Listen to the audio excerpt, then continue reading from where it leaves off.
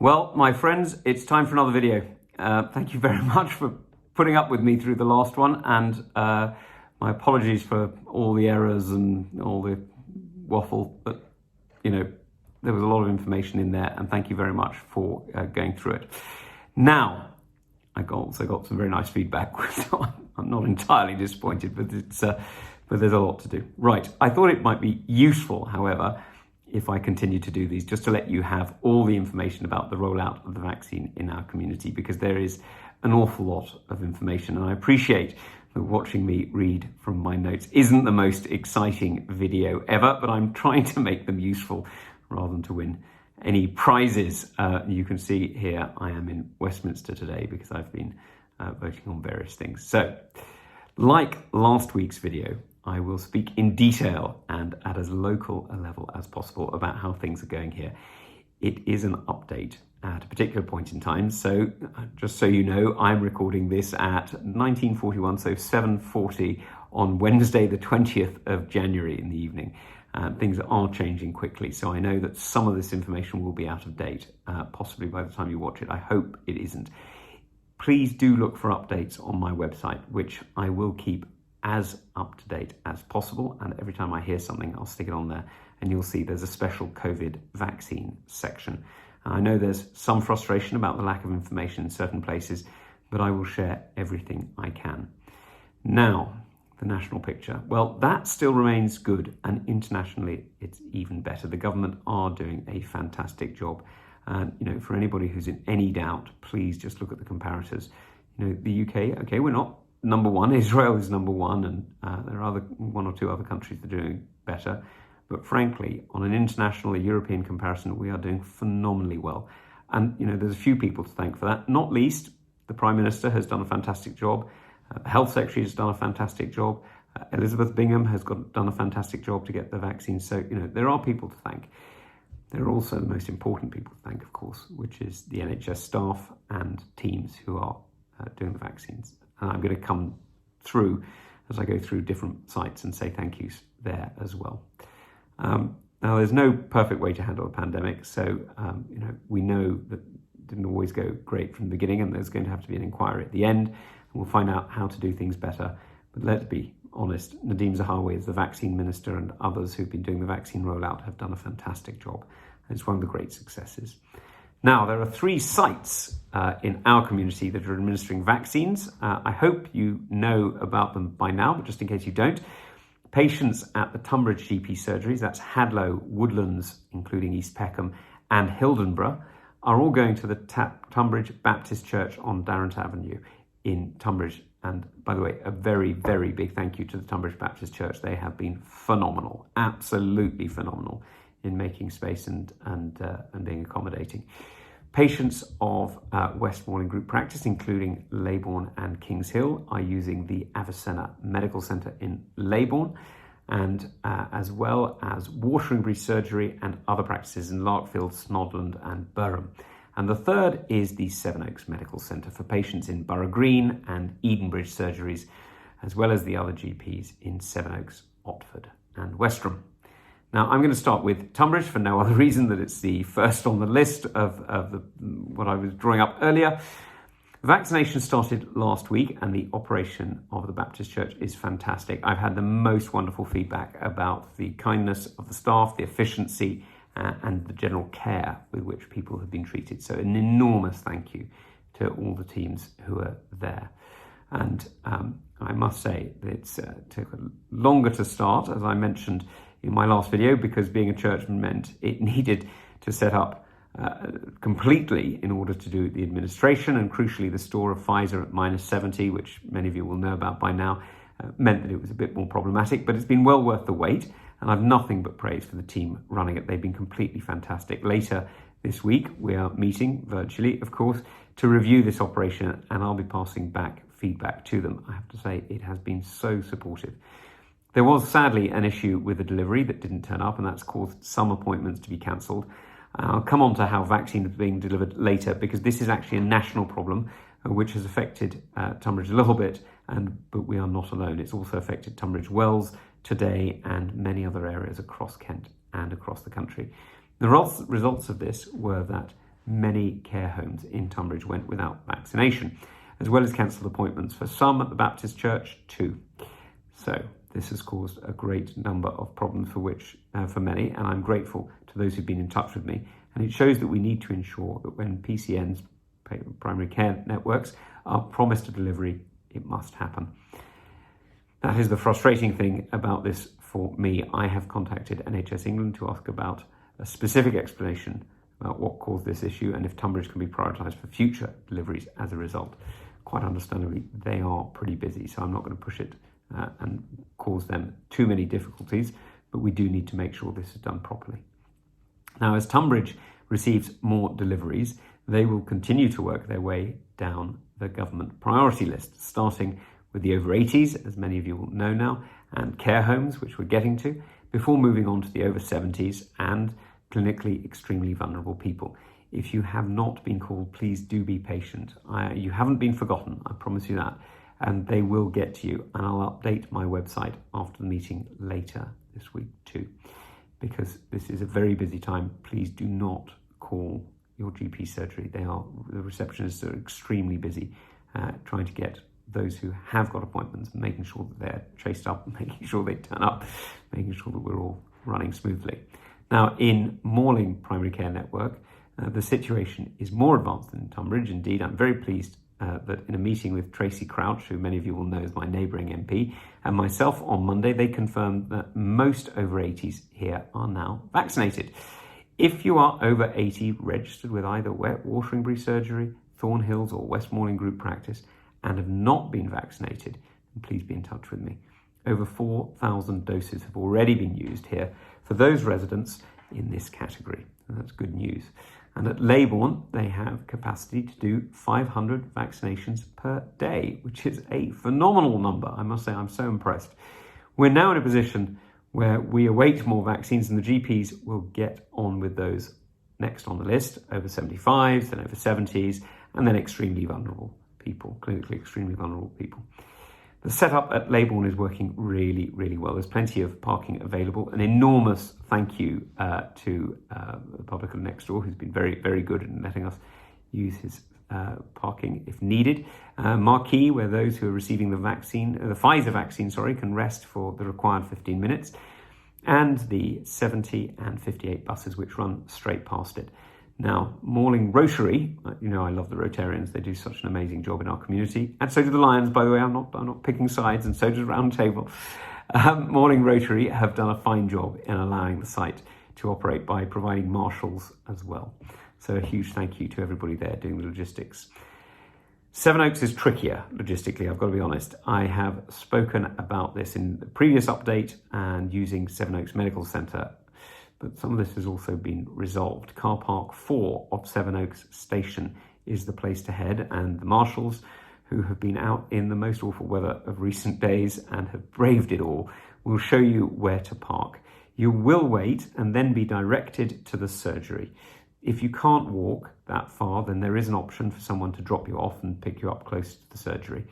And there are 5,000 doses in the first two priority list here, and the primary care network are well on their way to achieving this.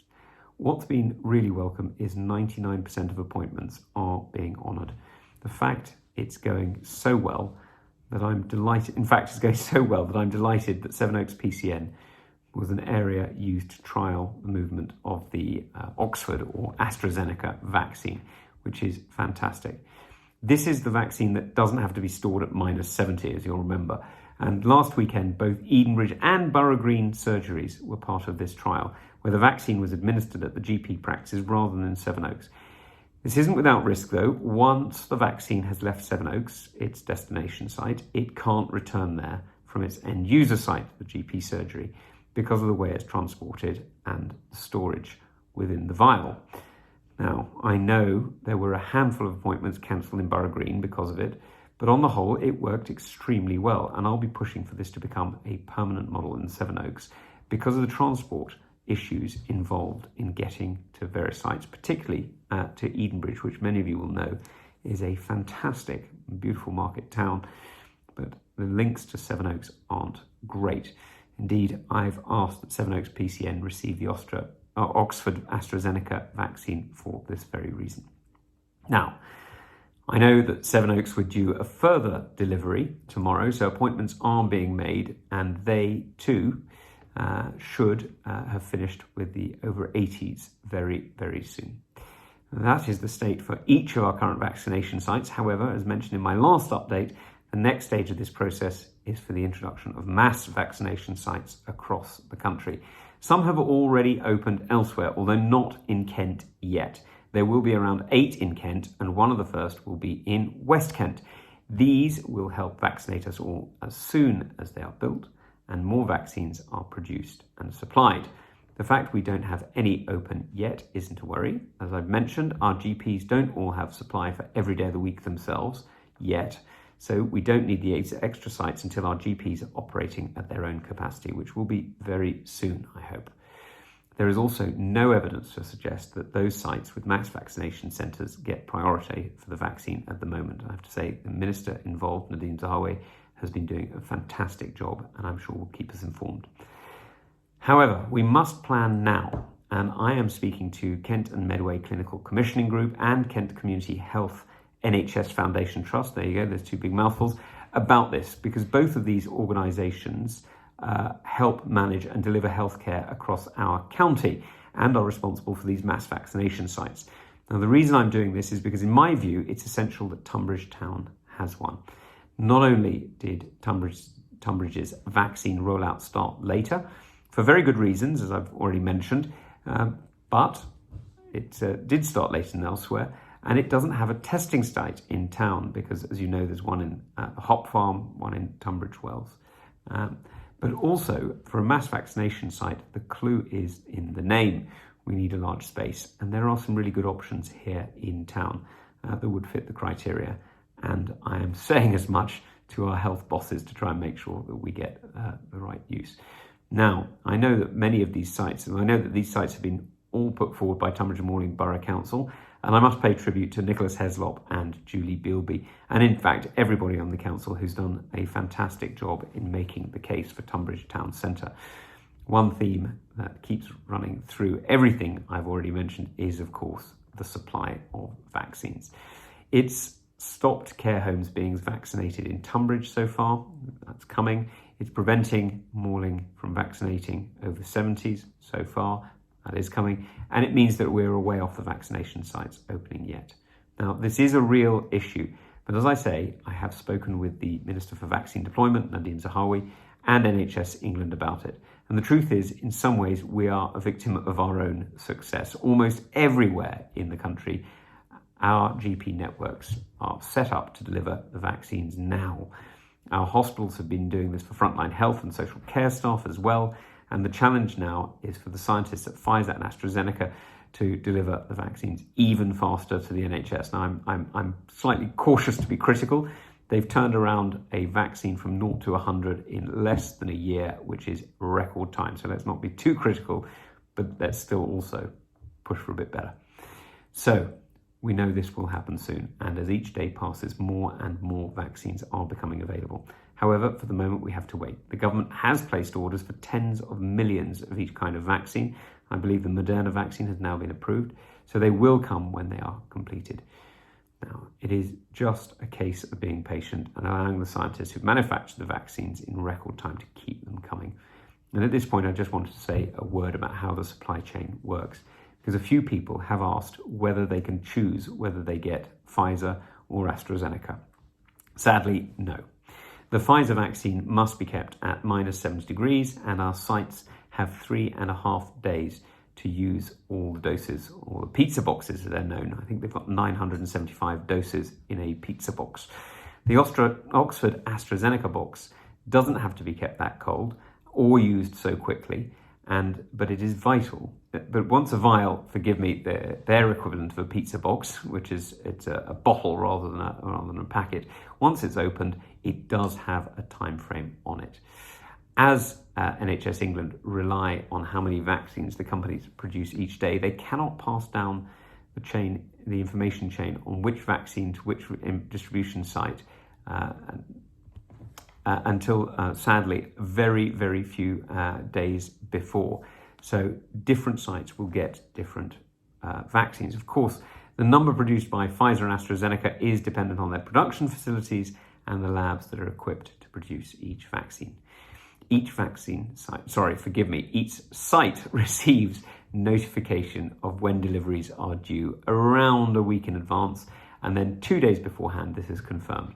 That's when our GPs, I'm afraid, frantically book in as many appointments as they can, which is clearly a significant time pressure in the case of the Pfizer vaccine, as time is of the essence. It explains why there isn't much notice either, again, for which I apologise, but the take-up rate of 99% suggests that people will, quite rightly, drop everything to get their appointment.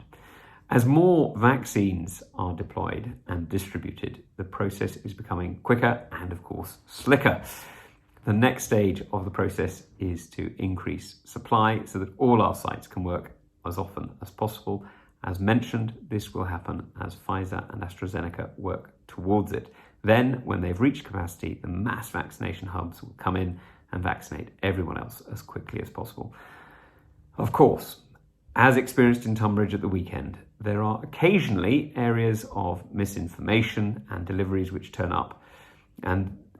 fail to turn up, and these are what I'm keen to explore further with NHS England. We must make sure that once an order is confirmed, surgeries can work through their lists to vaccinate as many people as possible. I will leave it here for this latest update and really just say a few thank yous. The first thank you I want to say is to the amazing teams and staff around the country, particularly here in our county of Kent, particularly in Tonbridge and Malling and Sevenoaks, for the fantastic work they're doing. I can't thank them enough. They've been absolutely magical in what they've done. The volunteers, whether they be in Rotary or Roundtable or Lions, the St John's Ambulance, the NHS volunteers, what an amazing team. Thank you again. I'm going to say a little extra thank you. If you haven't got transport to get to one of these centres, you will probably rely on public transport or a taxi. And can I just say, Rely On in Edenbridge and Castle Cars in Tunbridge have been completely fantastic. So a huge thank you to Spencer Gibb of Rely On and to Terry Hill of Castle Cars for the most amazing generosity of their drivers. They've reduced their rates, they're not charging for waiting, and Terry has even got a GoFundMe page so that those who need it don't have to pay for their transport. I have to say, that really is the community pulling together at the hour of need, and I am personally enormously grateful to them both, and indeed to all their drivers. It's fantastic news. Now, I know there are a lot of aspects on this video that I haven't touched on, and there are many, many things that you're going to have questions on, so please don't hesitate. First of all, to go to my website for further information. You'll find it relatively easily there. And if you need it, do send me an email, please. I know it's quite tempting to get in touch through Facebook or Twitter or whatever else.